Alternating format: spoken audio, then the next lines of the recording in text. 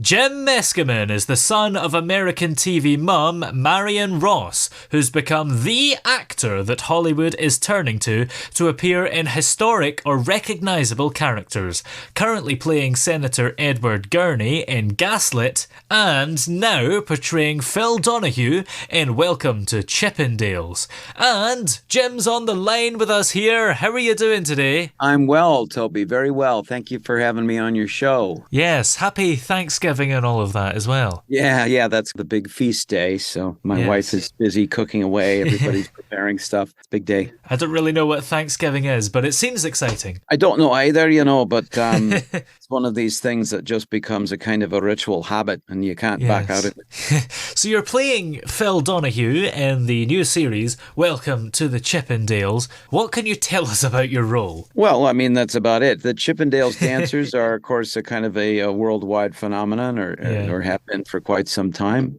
What's wrong with muscular guys dancing around with their shirts off? I do it at home all the time.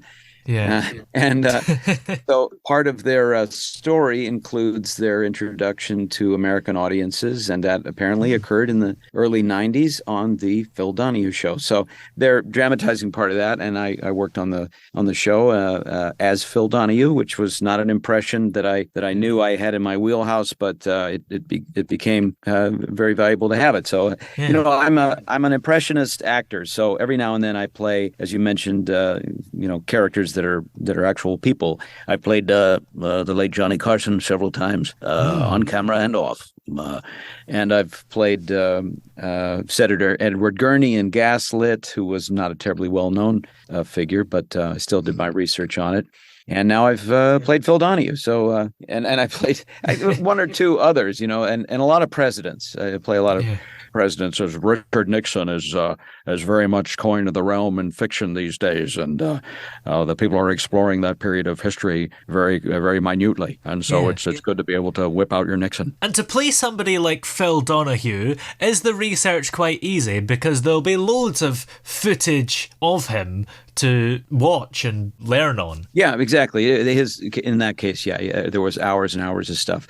Yeah. So, for sure. Edward Gurney, not so much. In the Watergate trials, I found few little moments of him. You'd think there'd be more of everybody, but anyway, and his character wasn't necessarily someone that people remember vividly anyway. So the fidelity to his accent and things like that was just something I took my best swing at, and I think we did a pretty good job. Is there a bit of a pressure because some people might be familiar with watching Phil Donahue on the telly and they need to recognize him in your character? I don't think anyone's going to have any problem recognizing Phil Donahue. Luckily, he had a very characteristic look, manner, and his show looked a certain way, and I spoke a certain way. He was a very forthright kind of announcer, kind of a guy. It was to me, he sounds very much like a lot of guys did in professional speaking, and but I also had a very friendly kind of human approach as well. So I don't feel any pressure at all. Thank you. You seem to be going from role to role at the moment. Is this just a good time at the moment, or are you always getting stuff? It's been a good year, a good couple of years, actually. Wretched, of course, on the social front with the pandemic, but professionally, it's, for whatever reason, it's been very good.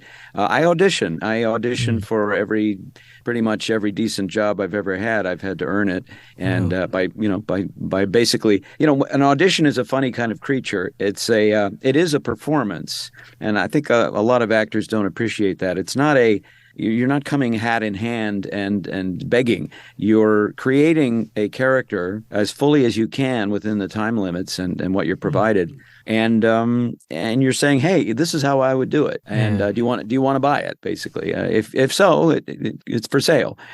So I always try to prepare as full a performance as possible. I learn the part. I don't hold a script. I don't really go all out too much with the costuming because that seems a little forced. But I do approximate the character, what they would wear, and I work the audition quite a bit here at home because this is where I do all my auditions now is at home. And I work it until I'm very satisfied that, yeah, that's what I was thinking. That's what I would like to offer. And so luckily this year and last year, I've had quite a few times when people agreed that wouldn't be a bad way to do it. How many auditions do you do per year? That's a good question. I don't know. I think it's in the order of magnitude of dozens. Wow. And I also do I do many more of voiceover auditions. So for video games, commercials, I do a fair amount of commercial work for the KFC brand as a Colonel Sanders. And I don't know if your listeners are familiar with that particular product. It's a kind of chicken that comes in a bucket. Yeah. It's the life of an actor, really. I think a lot of people would be terrified doing dozens of job interviews a year. So are auditions maybe less nerve-wracking or even more nerve-wracking? I guess maybe you've got used to it by now. Yeah, after 10,000 or so auditions, or I don't even know how many. I mean, 35 years. I look at auditions as being an opportunity. It's kind of like a sales call. The more you have, actually, the easier it gets because you don't have a lot of attention on them. You can't remember them all. When you only have one a month, then that one is so critical, and you're like, oh my God, I cannot make a mistake. Yeah. That's when the pressure is worse, and that's when it's really uncomfortable. But the more you have, and busy actors have tons. I know people in the voiceover trade that do 50 a week. Wow. They are, just never out of their booth. They're constantly auditioning or working. And, I've had busy times like that in my career too. So when things get busy, it's just like a flow. It's just like a nice flow and you just keep it going. You don't have too much attention on it. Work is coming in and out. Auditions are coming in and out. It's when they get scarce that it's uncomfortable. That's not so good. Yeah. I guess it's if you don't ask, you don't get. And I suppose it pays off doing all those auditions. You'll get the work. Yeah, and it doesn't often come from even where you auditioned. I participate obviously in a lot of auditions every week, but I don't necessarily expect to get a response to any of them. But I know that I will work, that something will come in. Just a couple of weeks ago, I did a tremendous amount of auditions, and I thought, well, there's 2 or 3 here that I'd really be interested in getting. And then I got work from a completely different area. I got an audiobook. I do a lot of audiobooks, and those are also fun to do. And, you can make a little bit of money, and it is acting. And that popped in, and it's like, oh, okay, I guess that's what that all added up to. All those auditions, all those opportunities, all those invitations that I sent out, basically, hey, I'm here and I'm available, and the universe spat back something completely disrelated at me. Yeah. Do you get lots of audiobook roles because you're so good at impressions? I have in the past, sure. There have been times when I did, but now I think I just, I do a lot of nonfiction, which doesn't involve a lot of impressions, really. I just narrated earlier this year a wonderful book about the beginning of the Motion Picture Academy, how it started and, where the Oscars originated and their amazing history. It's called The Academy and the Award, and it was fascinating. I didn't have to do any voice but this one. So it was easy to read, fascinating. I love it. I love to read, so it's nice to be paid for it. Yes. It sounds like it takes an awful lot of work. I mean, if it is a fiction book, a big novel, that must take hours and hours and all sorts of corrections. Yeah, the sequence is you get the book and you record it, and then it usually takes about 1.5 to 2 times as long to actually do it. In other words, if you have a book that's going to wind up being in the end 10 hours, it probably took you 15 of recording to do it because you make mistakes and you stop and you sound a little phlegmy after lunch and you cough and then the leaf blowers go or the dogs bark, and you have to stop. So it could take you 15 hours. It could take you if you're not skilled or if the book is complicated and has a lot of difficult language that really doesn't flow off the tongue trippingly. Then it could take you 20 hours. So that takes time. And then, you get corrections afterwards because there are things where you inverted words or someone said, oh, this word is actually pronounced this way, or the author would like you to say it this way, and you're like, okay. So then you go back and fix them all. But it's if it's a good book, if it's an interesting book, then it's fun and you feel good about it. I'm in the middle of a novel right now, actually, that I'm doing just before the end of the year that I'm enjoying enormously. It's easy to read. read. It's an interesting story. It's a mystery. I don't yet know how it's going to turn out. So it keeps me very engaged. But I have done other audiobooks that involve impressions. And then I don't hold back. I try to do them as accurately as I can. And it's fun. Yeah. Have you ever done an impression where that person has been in the room with you? Rarely. Not so much. I've told the story before, but I've kind of got a policy to not do impressions for the celebrities who I'm impersonating or the people I'm impersonating, just in the same way that you wouldn't come up to a friend or a family member and imitate their voice to them, in an overt sort of way. There's just no profit to it.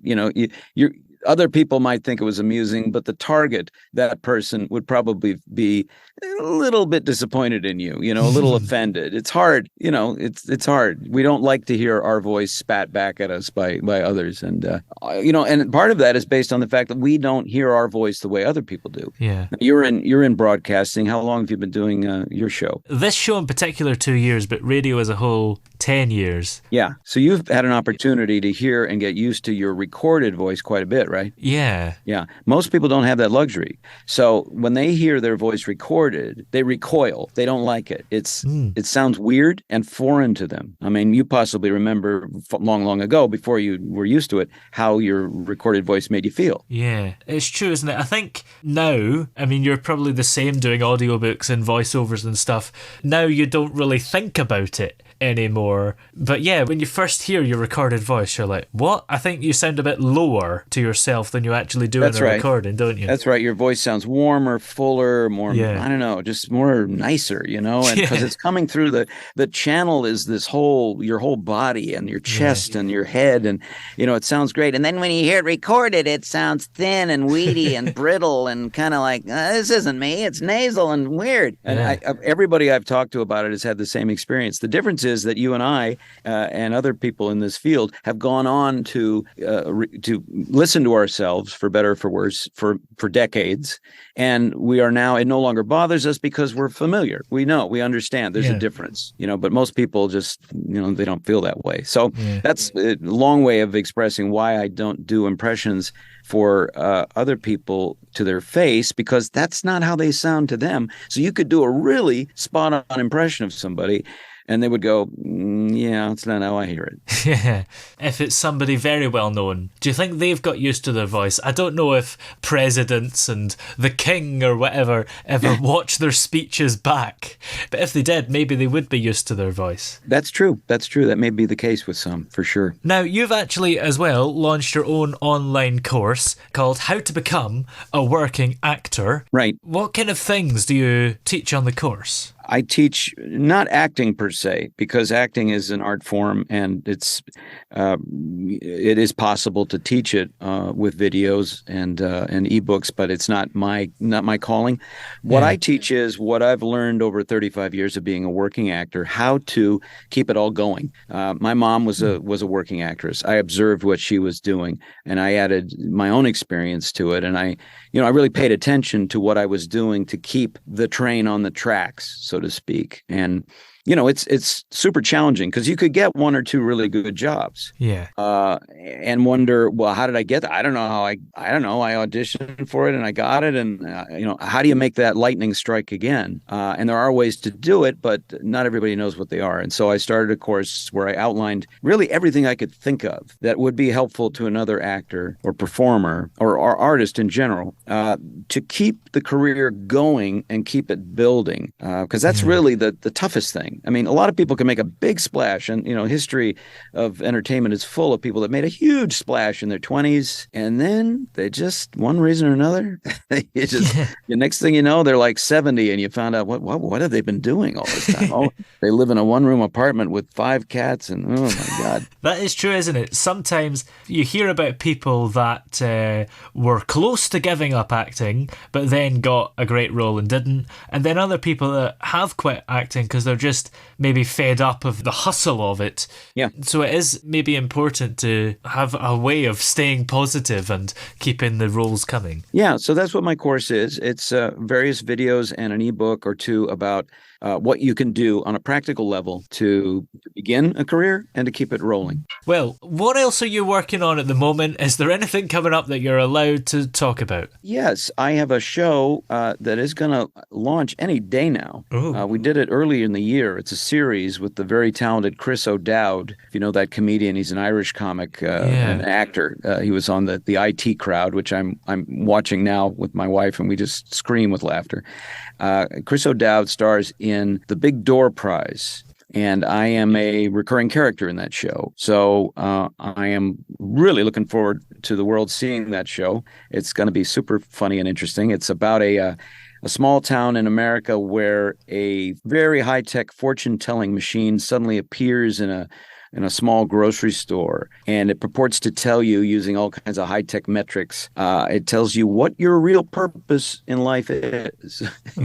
And spits out this little card that says, you may be working as a newscaster or a podcast guy, but you really should be an acrobat, And anyway, it shows how this town reacts to that, how people change their lives abruptly. It's very funny and ironic and cool. So that is called the Big Door Prize. It's named after a book of the same title, and it's going to launch any day now, and I'm very excited about that. I think it's going to be super fun. That sounds so exciting. I can't wait to see it. Yeah, it'll be on Apple TV. Oh, yes. Well, where are we able to keep up to date with you and find all your videos and things? Well, my work is, of course, on YouTube, and I've lately become a TikTok star, and you can find me on my name, Jim Meskimen, where I have some fun impressions content. There are also little videos that I shoot of my mother because she's so cute. She's 94, and your viewers know her from Happy Days, but she's